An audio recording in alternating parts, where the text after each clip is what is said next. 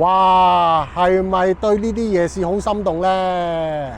嗱，呢個地方呢，其實就係深圳龍崗區嘅橫江啊。咁其實呢，橫江嘅商業中心呢，就主要係由2個地鐵站組成，就係我身後呢個嘅永湖站同埋橫江站。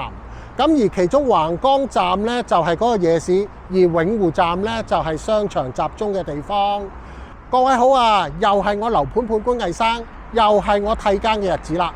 而家喺永湖站附近就可以用60幾萬買到一個40幾平方嘅公寓，有梗廚有燃氣。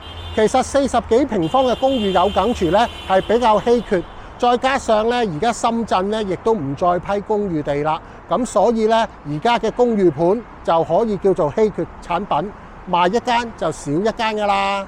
嗱，咁樣呢喺我哋出發之前呢，我哋就先走翻上嚟呢個永湖站嘅月台就睇清楚啲先。咁啊，首先呢，我呢一邊呢就係呢個星河嘅商場啊。嗱，咁而另外呢邊呢，就係一個新世界會起嘅好大個商場。咁啊，你亦都見到啦，呢啲樓嘅基礎部分呢，亦都係比較似一啲嘅商業體嘅。嗱，另外呢，新世界呢邊呢，隔離呢一度就仲有一個細型嘅商場㗎。咁而另一邊呢，嗰度亦都係有一個細嘅商場。即係話咧，將來咧永湖站呢度咧就揼框就有4個商場包圍住。咁啊，由於啦呢個星河同埋新世界嗰個招商能力咧係唔差㗎。咁啊，相信咧將來呢個永湖站咧就個商業亦都係比較繁盛啲嘅。嗱，咁樣咧，我哋頭先咧就喺呢個永湖站嗰度啦。咁我哋就落翻嚟呢一度。咁樣咧，呢一個就係站隔離嘅呢個星河嘅商場。嗱，咁而上一期公寓咧就係上面嗰啲樓，咁樣咧我就亦都喺度買咗一間嘅，咁啊但係咧就而家咧就已經賣晒㗎啦。咁而 N5寓咧就係新一期嘅單位，咁而新一期咧就並唔黐住呢一度㗎，就係要行過呢一條咁嘅叫做寶安村就再入去。嗱，咁樣咧我哋而家入到嚟村口啦。咁其實咧，以前咧呢度啲鋪頭咧就比較簡陋一啲，都係一啲嘅雜貨鋪啊，同埋一啲嘅簡陋啲嘅餐廳。咁啊，但係自從啦隔離嗰個第一期嘅公寓入咗伙之後咧，呢度人流多咗，咁呢度嘅鋪頭咧亦都係升咗級啦。首先啦，呢啲餐廳咧，其實佢係已經係全新嘅裝修啦，口味係亦都係比較貼近啲附近嘅居民嘅口味啦。另外就係話呢度亦都係有頭先啦，呢一度嘅一個大型嘅超市啦，同埋亦都係有一啲嘅便利店㗎。嗱，咁啊雖然啦呢一度咧就係一啲嘅叫村嘅路啦，咁啊但係咧亦都係有呢個嘅監控啦，同埋亦都係有街燈㗎。咁啊，所以若果係夜晚黑行呢度呢，亦都係唔需要擔心嘅。咁若果沿住呢度行入去呢，就大約行8分鐘度呢，就可以去到嗰個樓盤㗎啦。嗱，咁樣呢，你就睇到啦，呢度就開始接近 N 寓個門口啦。其實呢，你睇翻啲招牌啊，新簇簇㗎，即係話呢啲商家呢，就都知道將來呢度會好多人行呢條路，咁就喺度佈定晒局先啦，咁啊租定晒呢啲鋪，咁就其實嗱呢一間直情係新嘅添，咁啊都係賣貓貓㗎啦呢間，咁啊可想而知啦。其實咧呢個本地人都覺得呢個 N 寓咧應該會好多人住嘅。嗱，咁啊呢一個咧就係 N 寓啦，咁我哋嚟到啦，咁啊睇翻隻錶，3點12分，即係行咗7分鐘左右啦。嗱，咁樣咧，我哋而家就入到嚟嗰個樓盤啦。咁啊，呢一棟咧就係在售嘅公寓。其實咧，呢棟公寓就設計有少少特別。首先第一啦，佢嘅低層部分咧就係公寓，咁就係以居住為目的嘅。咁而上邊突咗出嚟嗰嚿咧就係辦公，就係寫字樓嚟嘅。嗱，咁樣咧，由於咧辦公咧可能就會比較多嘅外來人出入啊，咁就會雜啲，所以咧發展商咧就好貼心啦。佢就分咗2個門口，呢邊就係辦公嘅入口，呢邊就係公寓嘅入口。即係話咧，呢一邊嘅入口咧，只可以就上呢個高層嗰度。咁所以隔絕咗一啲嘅外來人咧，就去呢個住公寓嘅區域。因為始終啦，公寓就係住為主啦。咁啊，啲人亦都係想比較清靜，同埋就係話唔想咁多外來嘅人口可以入到你間屋個門口嗰度。嗱，咁而其實咧就睇翻我哋整體呢一度啦。咁啊，其他嘅樓宇咧，其實就係一啲嘅住宅嚟嘅。咁啊，其實下邊咧就係亦都係有一啲嘅商業咁樣啊。咁所以咧，不過呢個咧就仲係起緊。咁啊，呢個就需要假以時日啦。嗱，咁而前邊呢一度咧，亦都係有幾棟嘅住宅嘅。咁而呢一度咧就已經係入住咗㗎啦。咁你亦都開始見到啦，亦都係有啲人封咗窗，就喺度裝緊修。咁而下邊咧就亦都有少量嘅鋪頭開咗門啦。咁啊，由於咧呢度整體嚟講啦，係一片嘅土地啦，所以咧呢個公寓咧就受惠於呢啲住宅啊。首先第一，佢就係70年啦；第二咧，佢就係亦都可以用到呢個燃氣啊。咁所以咧，通常若果一啲公寓佢係黐住啲住宅咧，好多時就攞到呢啲咁嘅着數位啦。嗱，今日咧就帶大家睇一套40個方嘅公寓。嗱，呢一個咧，我真係覺得係一個神蹟嚟嘅。因為首先咧，第一，佢雖然係40方細細地啦，咁啊，其實咧佢已經可以好分明咁做到一個嘅飯廳啦、客廳啦，同埋一個叫睡眠區啦。嗱，咁呢個睡眠區咧，佢其實咧張床咧係騎咗一部分就上個窗台嗰度嘅，咁而窗台咧就係全贈送嘅。嗱，咁啊另外一個亮點咧就係呢個梗廚啦，因為咧若果喺大陸若果買公寓咧，需要有梗廚，起碼就都要係60-70方嘅，咁而40方就有梗廚咧，就真係比較少有。同埋咧呢個廚房咧，其實都唔算話太細，基本上嘅洗切煮咧亦都係有齊，同埋最緊要咧，佢係可以做到燃氣嘅，就係可以做到呢個明火啦。嗱，咁啊另外仲唔止喎，仲會有一個生活嘅陽台喺度。嗱，至於生活陽台咧，就基本上呢度就擺晒衣機啦。咁呢一個咧就係嗰個燃氣錶啦。咁所以咧嗱，如果40方咧有齊晒咁多嘢咧，就真係呢個積咧就非常之唔錯啦。嗱，咁另外廁所嘅部分啦，嗱，廁所咧就無可避免咧就係一個黑廁嚟㗎啦。咁啊，但係咧其實咧呢一個淋浴區咧都係夠用嘅。因為咧呢個淋浴區啦，雖然係比較細，但係咧佢就有我成日講嗰啲啦，兜頭淋嗰隻。因為咧若果兜頭淋咧，我哋隻手就唔需要話拎住個花灑咁大動作，咁就唔會咧撞到啲玻璃。咁另外呢個馬桶位咧，其實亦都係比較大一啲嘅。咁啊，其實咧一般人都係夠用，而且咧佢仲要係貴嘅 American Standard 嚟嘅，就唔係一啲嘅不知名牌子。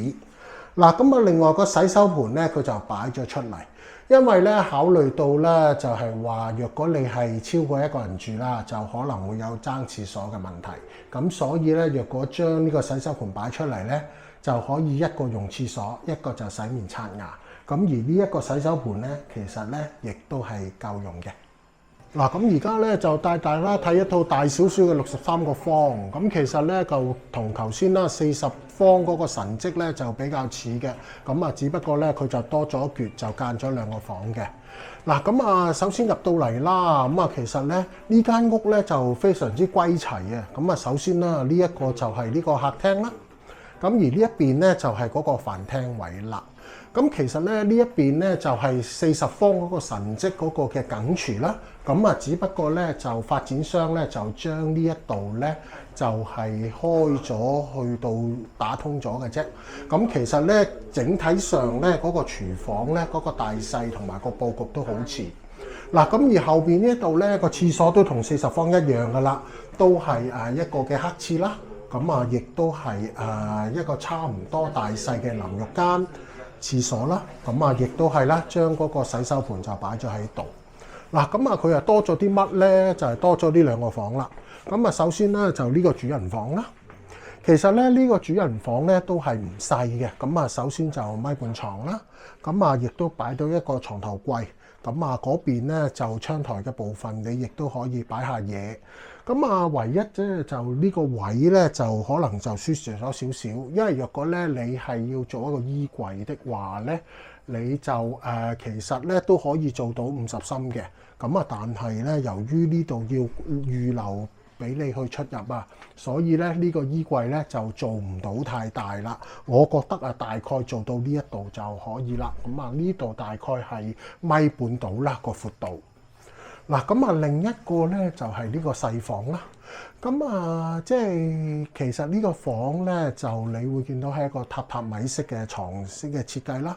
因為咧呢一個嘅窗台位其實真係幾大啊。咁佢成張床就擺咗喺個窗台位嗰度。不過咧個好處就係話咧，窗台由於係全贈送啊，咁啊所以佢就係呢一個係着數位嚟嘅。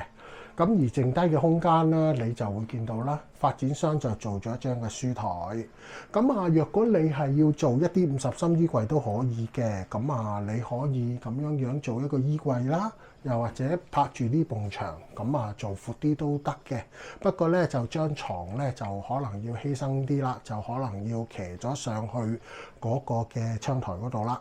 嗱，其實咧，比起住宅嚟講咧，雖然大家係60方，其實咧呢一個公寓咧個實用率咧係唔失禮嘅，因為好多時啦，公寓受蝕底在咧佢嗰個實用率比較低，因為一般咧嘅公寓嘅實用率係得60成幾，咁而住宅係7成幾，所以大家都係60方嘅關係咧，住宅嚟講一般係比公寓係見使嘅。咁啊，但係咧呢一個 N5寓咧就冇呢個毛病。